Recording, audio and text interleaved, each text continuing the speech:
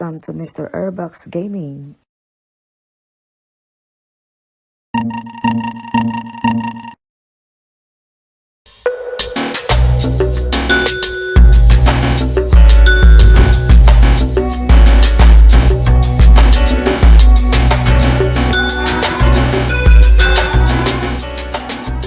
It's funny, I can remember when playing Street Fighter 2 on SNES as a kid. I didn't know a previous Street Fighter existed. It wasn't until I had Street Fighter Alpha 3 on the Sega Dreamcast, reading in a strategy guide about Sagat and Adon's origin was listed simply Street Fighter.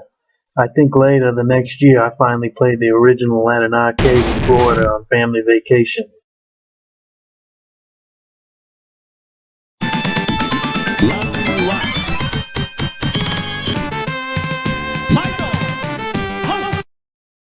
In 1987, Street Fighter released in arcades. It was a so-so fighting game for the time. Some of the staff who were involved in the development of the game actually left for Capcom's future rival company, SNK.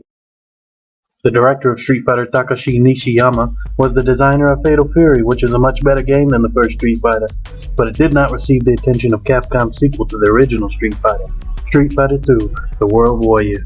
Of course, it would become a worldwide phenomenon.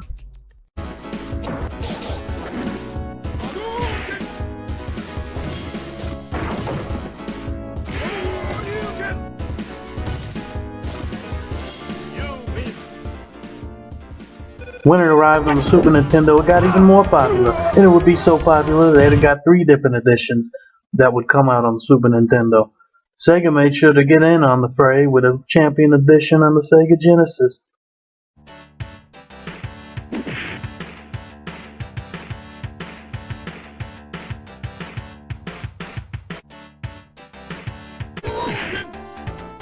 And even developed a special 6-button control pad for the release, since Sega's original Genesis pad only had 3 face buttons.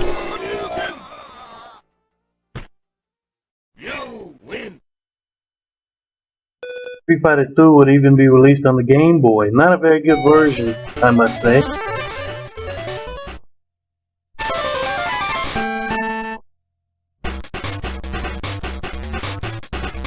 The much more powerful Game Boy Advance would get a much better version, a conversion of Super Street Fighter 2 Turbo.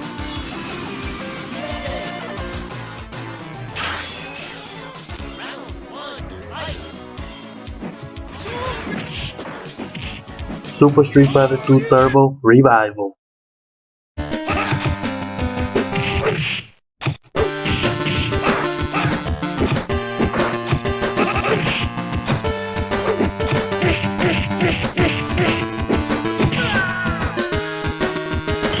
Grab your red headband and martial arts gloves, train like a world warrior.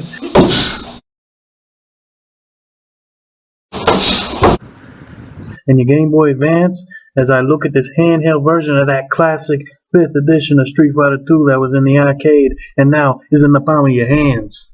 Arcade action in the palm of your hands! Capcom's timeless Street Fighter masterpiece conquers the Game Boy Advance system. Choose from over 16 brawlers from the Street Fighter universe and execute special moves and super combos to wreak havoc on your opponent and become the best Street Fighter in the world.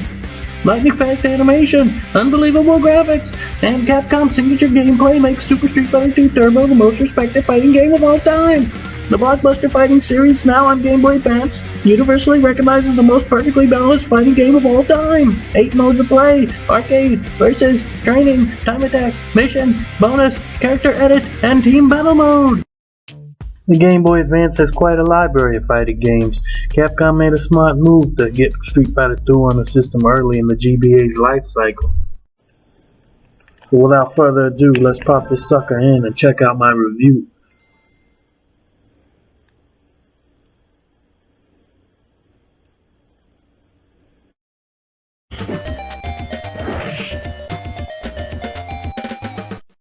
Right off the bat, you're introduced to a series of screens of the brand new artwork. This seems rather lazy as an intro for a 32-bit system, as each Super Nintendo port had cool intros. Luckily, it gets much better after this lame intro. When you get to the mode menu, you have 4 typical fighting options, which is cool enough, but as you see the versus point at the bottom, Get a certain amount of points and you unlock more modes, which I will get to in a bit. Like the arcade version, the original 8 World Warriors, 4 bosses, and 4 new challenges are here. Under certain conditions, you can fight Akuma, known as Goki in Japan. He's also unlockable by getting enough versus points. Getting 9,999 versus points to unlock Shin Akuma, the powered up version of Akuma. Depending on how you look at it, you could say all in all 18 characters or 17 characters, since the 18th character is just a powered up version of Akuma. From my understanding, it seems this is the first version of Street Fighter II where Akuma can perform his raging demon during gameplay. The Shun Goku Satsu. As you have guessed, the first issue with this port is that Street Fighter II is a 6-button game. Capcom had to adjust to the GBA having the 2 shoulder buttons but only 2 face buttons. This iteration makes do with this limit by letting some attacks be pressure sensitive. Sound familiar?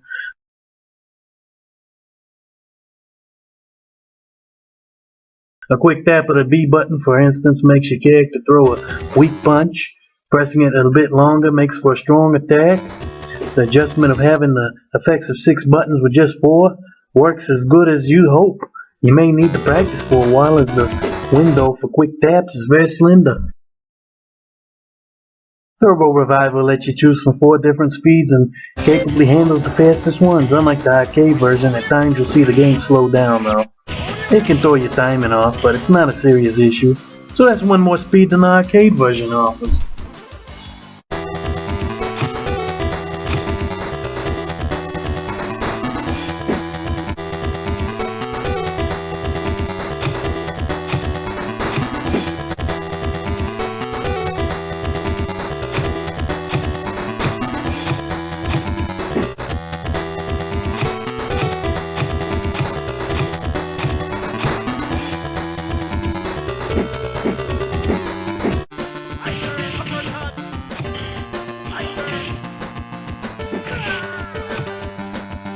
The graphics are really good.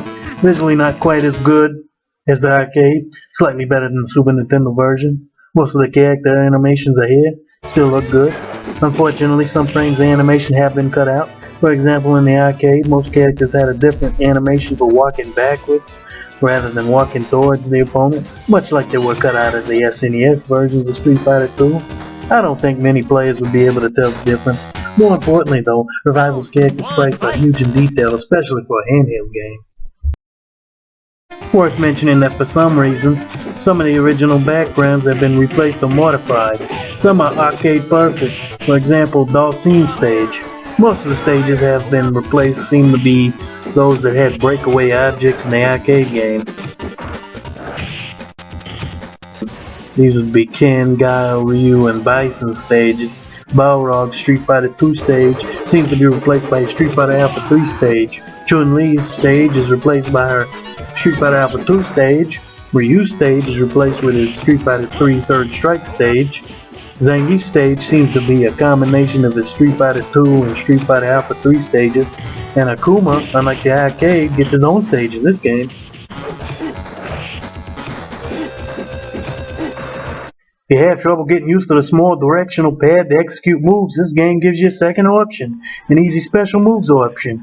You can easily toggle this option on or off with the select button during gameplay. You can execute Ryu and Ken's Hadouken by pressing forward on the D-pad and pressing a punch button at the same time. You may not care for it, but it's nice to have the option, especially for those players who can't get a grip on the GBA Smiler controls. I'm sure you've noticed in any version of Super Street Fighter 2 Turbo, including this one, whenever you execute a super combo, you see this big X. It only makes sense if you know that the Japanese version is called Super Street Fighter 2 X Grandmaster Challenge. This is why in Street Fighter Alpha 3 there's an Xism, and that comes from Super Street Fighter 2 X Grandmaster Challenge. Now I mentioned before the nice new hand-drawn art. This notably is the same artist who drew this artwork for rival schools. Unfortunately, it's just not as cool seeing a single picture when the other version showed the beat-up opponent.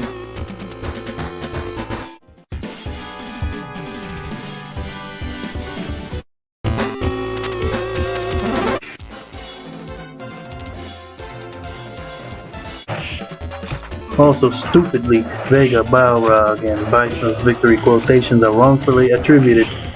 It's laughable to see Bison declare, "And some fighters never lose." This was possibly a translation issue since in Bison is named Vega in Japan, Vega is Balrog in Japan, and Balrog is named in Bison in Japan.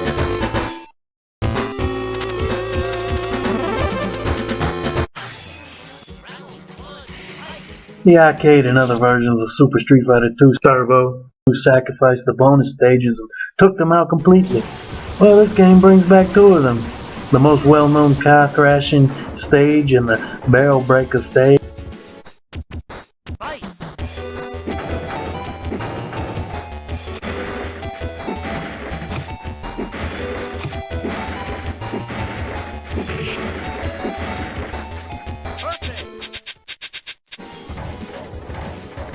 Unfortunately, the oil drum stage or the brick tower stage, that one only appeared in 16-bit versions, those don't return. But you can play a third bonus stage along with those in survival mode. This one is a tougher version of the barrel stage. Take on other tough challenges to break up the monotony of arcade mode.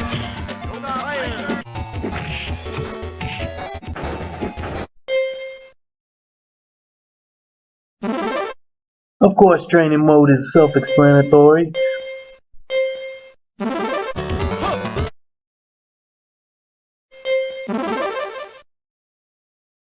Versus mode, you need a friend, an extra Game Boy, and a copy of the game, and a link cable.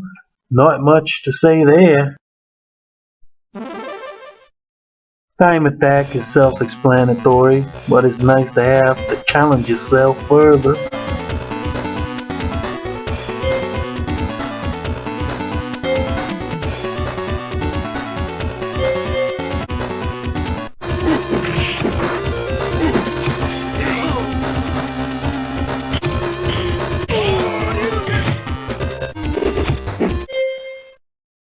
Gallery is the final unlockable.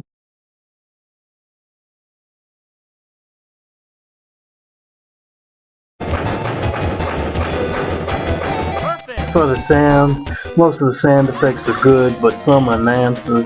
Voice samples are missing.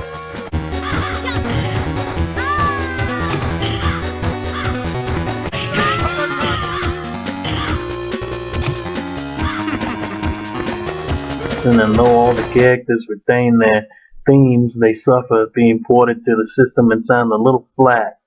Not as good as the Super Nintendo even, but much better than the original Game Boy.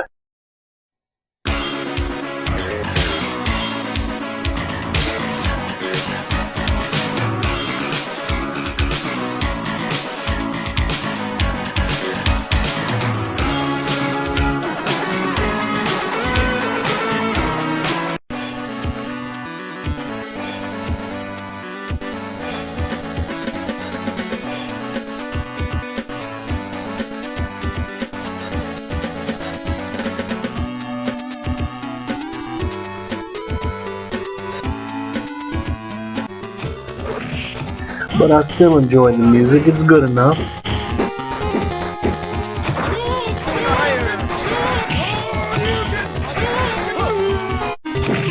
I had this friend in high school, you know who you are if you're watching this. Whenever Balrog would do that move, he'd mock the announcer, he'd go, "One, one."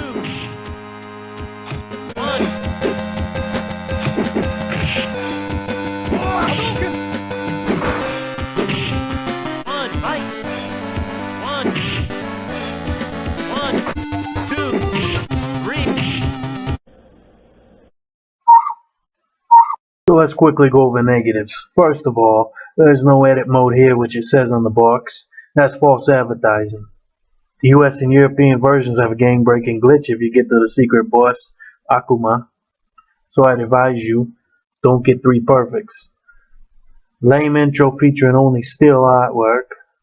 Continue screen shares the same fighter picture with the win screen and the lost screen. Endings are just one picture with scrolling text.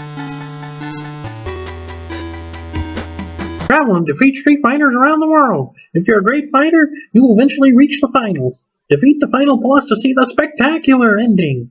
Dig deep, and work for it.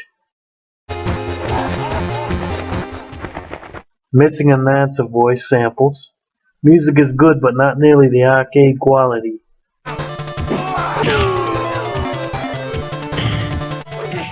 It may sound like I got a lot of complaints about this game, but you look at the arcade classic that this is based on, all packed in one little cartridge, I'm still gonna give this a good score.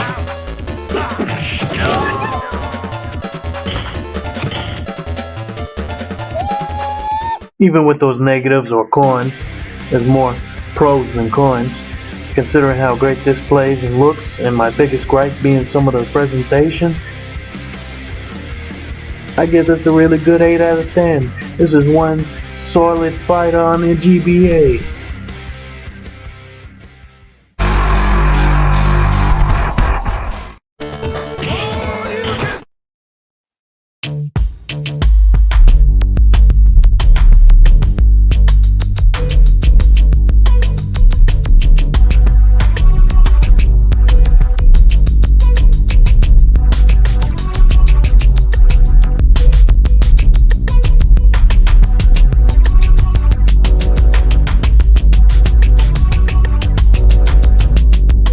Thank you for watching.